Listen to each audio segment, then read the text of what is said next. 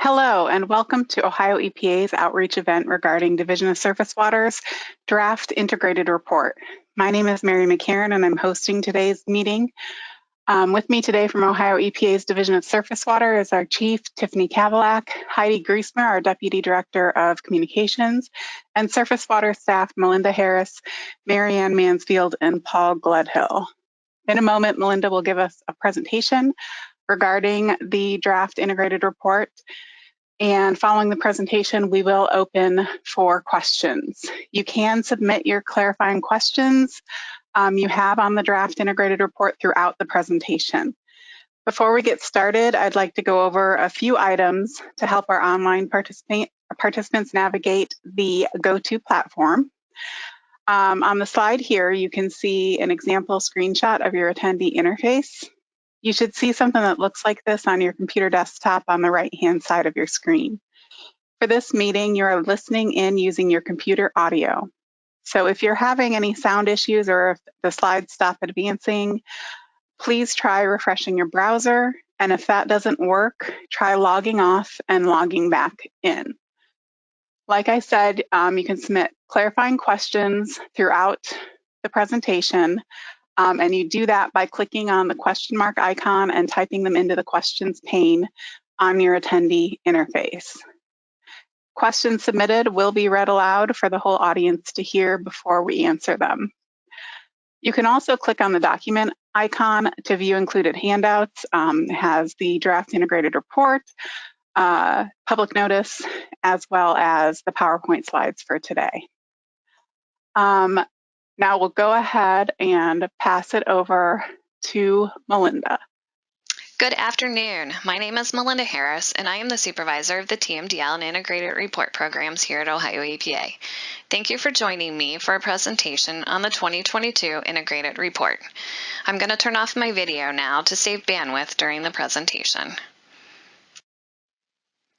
Today, I will be providing an overview of the report, including the purpose and requirements from the Clean Water Act, and generally how we approach the assessments. I'll discuss updates to Lake Erie and Ohio River assessments, mention the water quality monitoring and TMDL schedules, highlight DSW water quality program accomplishments, and detail how to access IR data. The integrated report is a great summary of Ohio's water resources and programs. We do not have time today to cover all of the report's contents, but I encourage you to review the report on our website. The Federal Clean Water Act was created with the goal of restoring and maintaining the chemical, physical, and biological integrity of the nation's waters. That means that Ohio EPA, as the delegated water quality agency, needs to evaluate or assess the chemical components of the water, which means testing for parameters such as bacteria, nutrients, and metals. The physical components, looking at things like the amount of shading and the character of the stream bottom of our waters. And the biology, the fish and macroinvertebrates or bugs in the streams to see if they are meeting our expectations. Section 305B of the Clean Water Act requires states to report on the overall status of their waters, and Section 303D requires states to list and prioritize those waters that are not meeting their goals. Ohio EPA combines these two reporting requirements into the Integrated Water Quality Monitoring and Assessment Report. We have been preparing integrated reports every 2 years since 2002.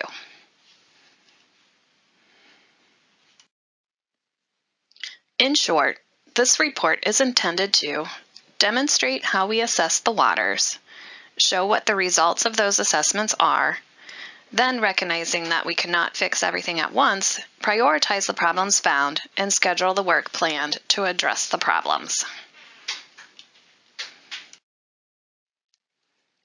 To give you a better idea of how we prepare our report, I'll start with the overall process. The blue boxes represent our routine water quality monitoring. We collect data in several project areas across the state each year. Then we analyze the data to determine if the beneficial use categories assigned to those water bodies are appropriate and if they're being met. Any water body that is not meeting the water quality standards established based on the assigned use category is then listed as impaired. Every 2 years, we compile this information, then we assign priority and develop a schedule for TMDLs or other activities to address the impairments.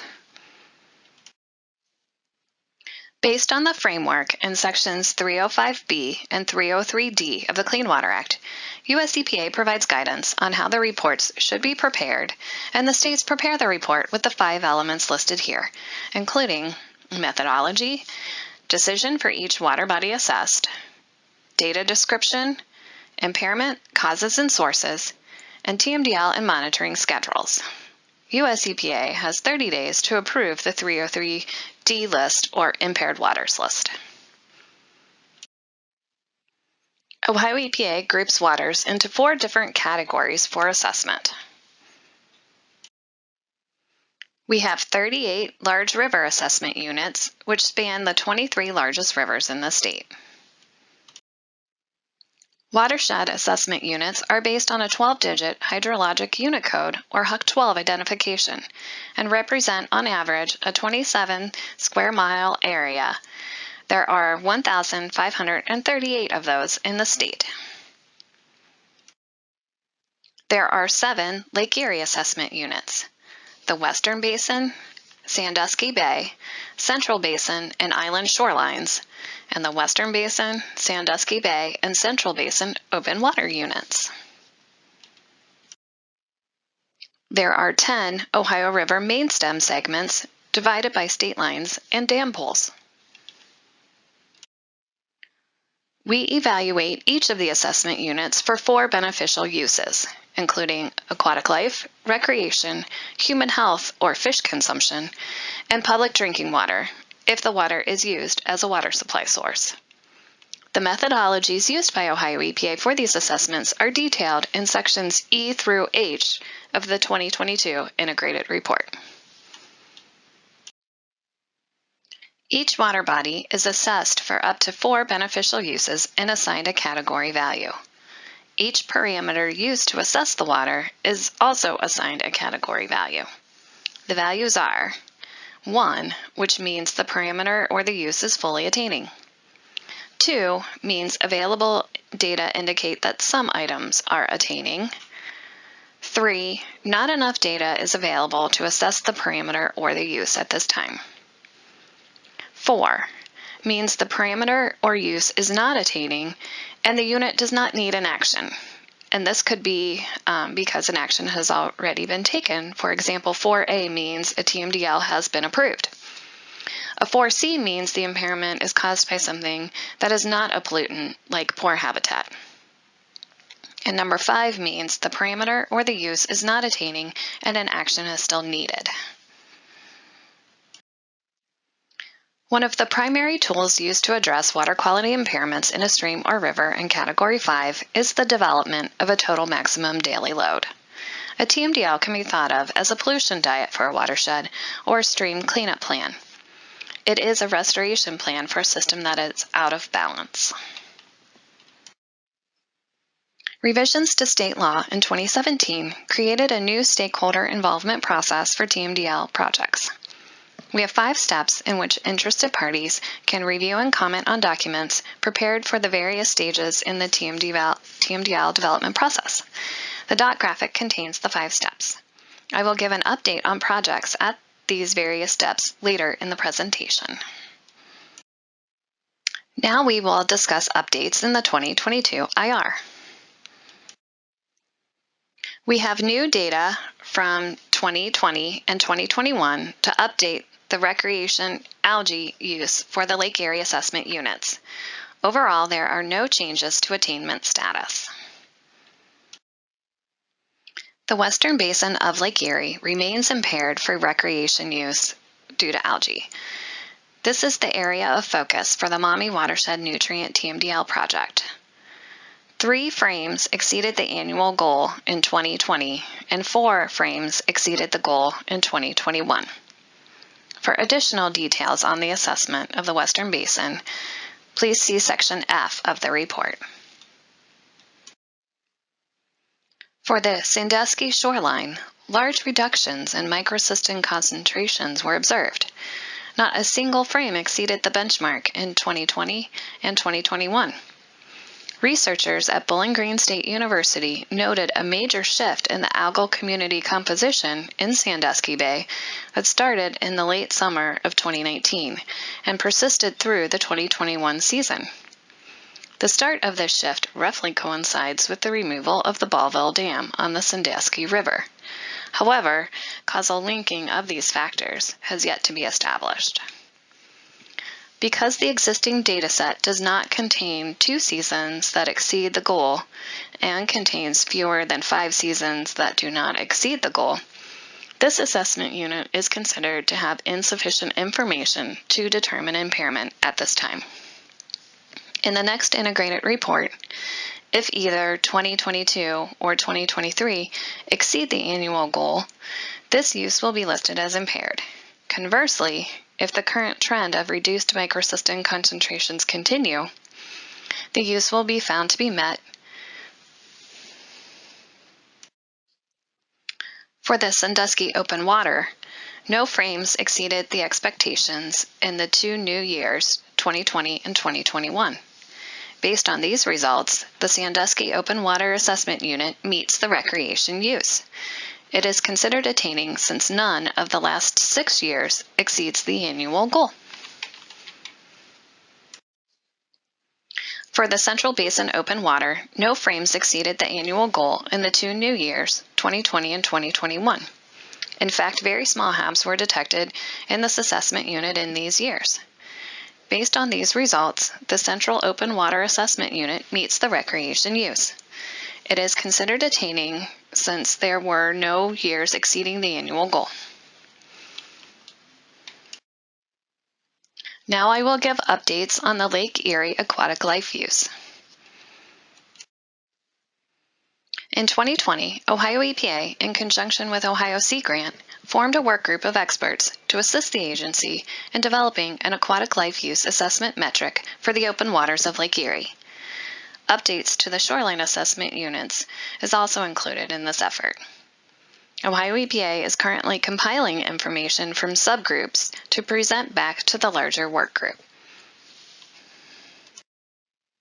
The team of researchers working on the aquatic life use metric for Lake Erie have been working to capture the biological components that make up the web in the lake and the specific items that may be measured to represent that component. The 5 components include phytoplankton, zooplankton, benthic invertebrates, fish, and aquatic macrophytes. The finalized assessment metric will be presented in the 2024 integrated report for stakeholder review and comment. Switching now to the Ohio River for discussion. First, a little background on ATTAINS. The 2020 IR was the first time Ohio EPA used US EPA's database called ATTAINS, or Assessment, TMDL Tracking, and Implementation System, for the development and submittal of an integrated report. The ATTAINS database houses IR information from all states and feeds into US EPA's How's My Waterway app, which is the way the public can access state integrated report data. This switch to using ATTAINS for integrated report submittals highlighted a gap in Ohio's reporting for the Ohio River main stem. The discussion of the river in the report narrative is not captured by the ATTAINS database. So, in the 2022 integrated report, we have included Ohio River assessment units and assessments. This is consistent with the approach of other states that are members of ORSENCO. 10 Ohio River assessment units were developed based upon state lines and dam pools. Each of these units are assessed for the 4 beneficial uses. Overall, these assessments are consistent with previous 305B reports prepared by ORSENCO. Now here are the results. For recreation use, 4 of the assessment units are in full support, and 6 assessment units are not fully supporting based upon E. coli data. For the fish consumption or human health use, all 10 units are not supporting due to the presence of PCBs in fish tissue. 6 of the Ohio River assessment units have public drinking water intakes located in them. Of these 6, 3 assessment units are in full support of the use. 1 unit is not supporting due to an exceedance of microcystins in the raw water, and 2 assessment units need additional information to complete the assessment. For aquatic life use, Ohio EPA is continuing to defer to Orsenco's full support assessment and is working to adopt Orsenco's assessment methods into Ohio's water quality standards rules. Now we're going to switch gears and talk about the water quality monitoring schedule. In 2020 and 2021, Ohio EPA completed a water quality survey of all large rivers throughout the state. The results of this sampling are currently being analyzed and will be presented in the 2024 Integrated Report. In 2022, Ohio EPA will be conducting water quality surveys in 4 basins shown on the map here. These include the Sandusky River Basin, the Pymatuning, Little Beaver, and Yellow Creek basins, Hocking River, Sunday, and Monday Creeks basins, and the Upper Great Miami River, Wabash River basins. In 2023, Ohio EPA will be conducting water quality surveys in 2 basins, the Huron River, Old Woman, Vermilion River basins, and the Middle Scioto, Walnut Creek, and Big Walnut Creek basins. In addition to the 2 basin surveys, Ohio EPA will be conducting a statewide probabilistic survey of headwater streams. The graphic here represents what a random selection of headwater stream sites might look like for this project. This effort is like the statewide large river sampling that we conducted in 2020 and 2021, and will provide a look into the health of headwater streams across all of Ohio. The study plans for the 2022 sampling, meaning the summer samplings, in the 4 basins, will be available for stakeholder review and comment by the end of February. This is the opportunity to comment on the proposed sampling locations, types of samples collected, etc. If interested, please sign up for the TMDL listserv at the link on the slide, and you will be notified when these are available for review and comment. Now I will cover the TMDL project schedule. In the 2022 Integrated Report, Ohio EPA has identified these 5 TMDL projects as high priority to work on over the next 2 years. The assessment units addressed by these projects can be found in Section J of the report.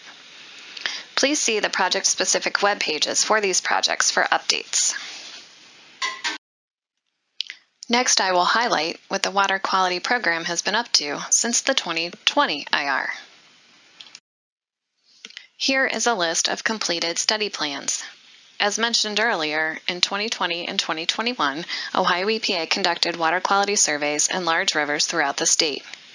We also performed routine monitoring of pre- and post-Section 319 projects and monitoring on Lake Erie, in addition to several other special projects. These 5 biological and water quality reports, or technical support documents, were released for stakeholder comment and finalized. In addition, 14 loading analysis plans have been released for stakeholder comment and finalized. Finally, Ohio EPA finalized a modification to the Big Walnut Creek TMDL to account for a new point source discharge for Morrow County. This was approved by US EPA in September of 2021. A preliminary draft of the Black River Watershed TMDL was released for stakeholder review and comment in September of 2021. I plan to respond to the initial comments and finalize a draft TMDL for review and comment again this spring. Finally, I would like to review ways Ohio EPA's Integrated Report information can be accessed. Ohio EPA launched a new website in December of 2021. The old content is all still there, but the links have changed. Here are the new links for the integrated report page and the TMDL program page. With US EPA's Attains database and How's My Waterway app, there are more ways to access Ohio EPA's integrated report information. On Ohio EPA's webpage, you can find the report, a spreadsheet of data downloaded from Attains, and an interactive map.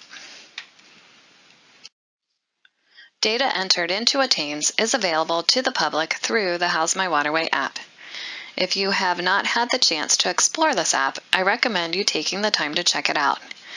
In addition to integrated report data, How's My Waterway also displays data on point sources, public drinking water systems, Section 319 grants, TMDLs, and now USGS gauging stations. And finally, if you are looking for direct access to data in Attains, you can use the Attains Web Services and Geospatial Services here on US EPA's website. That concludes the presentation for today. The comment period closes on Monday, February 28th. Comments can be sent to the EPA TMDL email address here on the slide or the mailing address by 5 p.m. on February 28th. With that, I'll turn it back over to Mary McCarran, and thank you.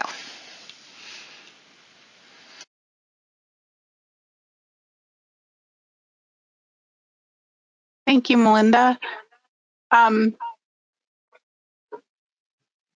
As we had indicated, we can submit questions via the question pane. There are instructions on the screen where you hit to submit questions. So right now we don't have any questions in the box, so we'll leave it open for a little bit to see if folks have some questions to submit.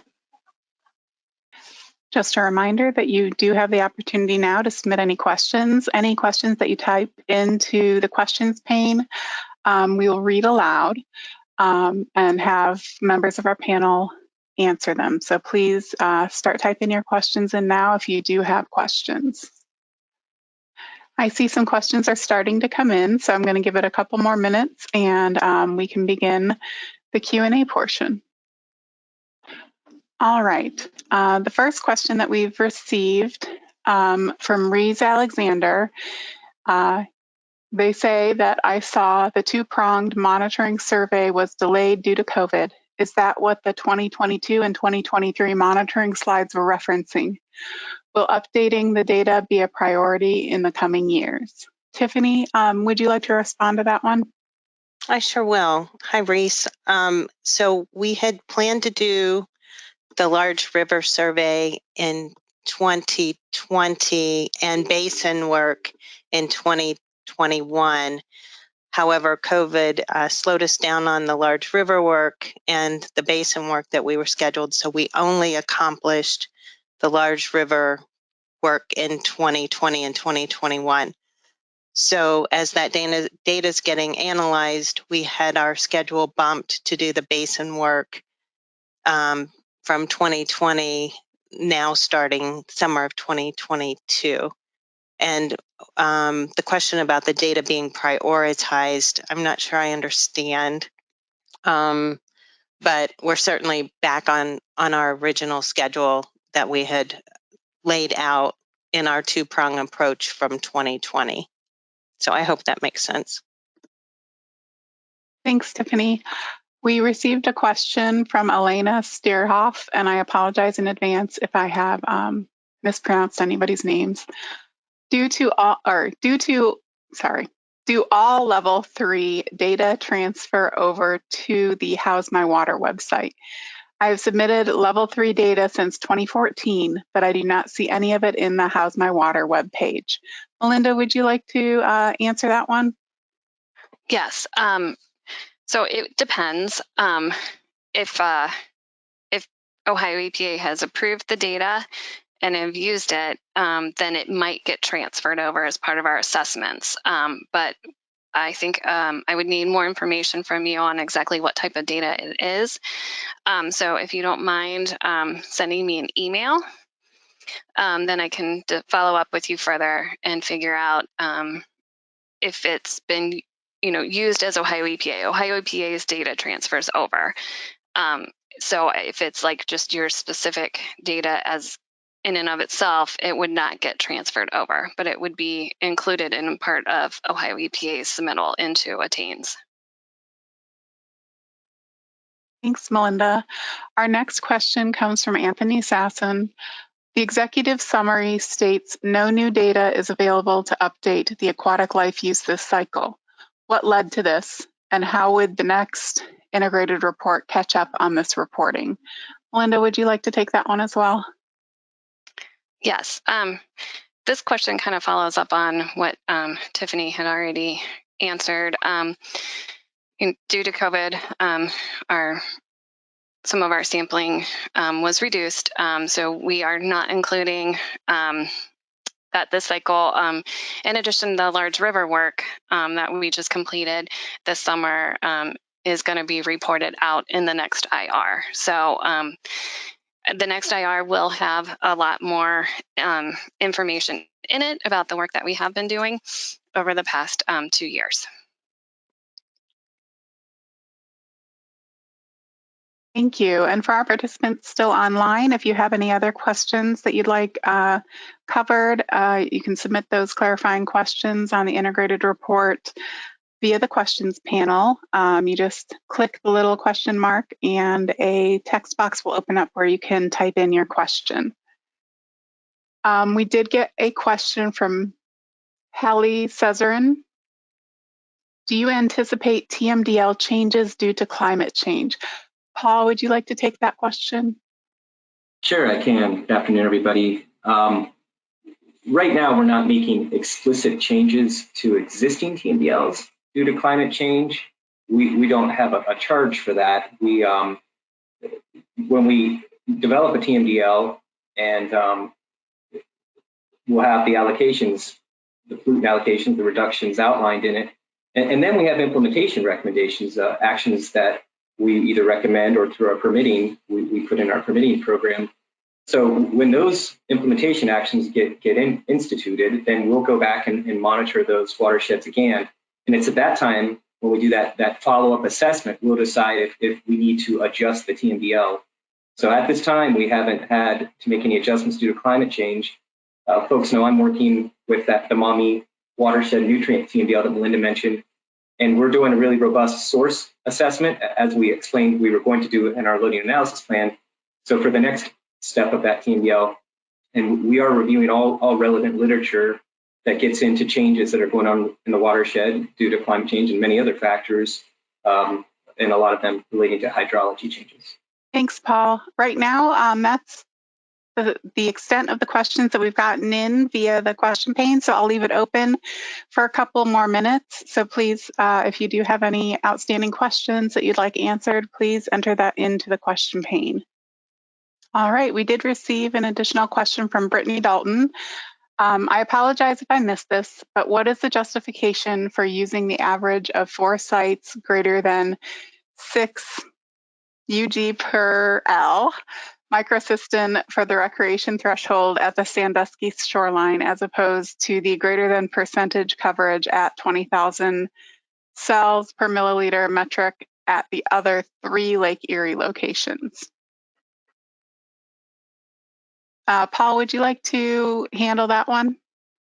Yeah, absolutely. And no need to apologize. We didn't cover that in detail in our webinar, but you can find the details of that in section F of this year's integrated report. And this is the same methodology we used in the 2020 IR. And it's explained similarly in both this current one and the last one. We worked with Bowling Green State University academics who are very familiar with basically the Sandusky Bay. And that's the majority of this assessment unit is the Bay. So that kind of gets to the first question. The satellite data isn't resolute enough in this shallow kind of inland embayment. So we realized we had to do something other than just using satellite data. What the researchers at Bowling Green found was a pretty relatively consistent microcystin and then microcystin, which is the toxin, throughout the bay. And this was a kind of the big deal in 2018 when we were developing this, because of the Planktothrix, which is the type of algae in the bay, is relatively uniform. It's very uniform. So the idea of using 6 sites is, so these are 6 stations where they composite the sample together into one sample.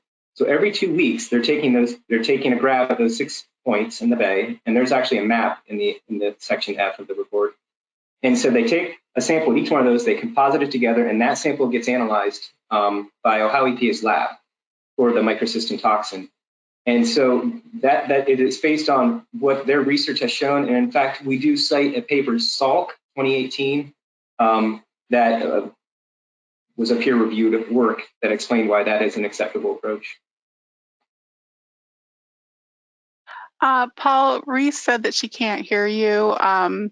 Reese, if anybody's having trouble with the audio, if you can refresh your browser, that may help. And yeah, and I'll reply to her via the question pane as well. Alrighty, we did receive another question from Larry Antosh. Ohio River recreational assessment is based on bacteria, and the Lake Erie recreational assessment is based on algae. Why the difference in assessment protocols? Melinda, do you want to answer that question? Yes. Actually, that's just the information that we covered today. But for Lake Erie, we do have a recreation assessment based on bacteria as well for the shoreline units. And all 4 shoreline units of Lake Erie are impaired due to assessments using E. coli data. And so for the Ohio River at this time, we do not have a separate recreational assessment focused on algae. We only have bacteria at this time. Thanks, Melinda. And that exhausts the questions that we have so far. I will leave it open for a couple more minutes in case there are other questions that you'd like covered. I will leave the question pane open in the webinar live until 2:10, so about 4 more minutes if you do have any questions to submit. All right, it looks like that's about it with the questions. I just did want to remind you that comments are due by 5 p.m. on February 28th, 2022.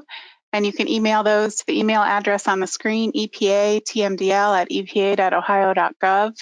And I want to thank everybody for participating and for your cooperation in our outreach event. Have a great day.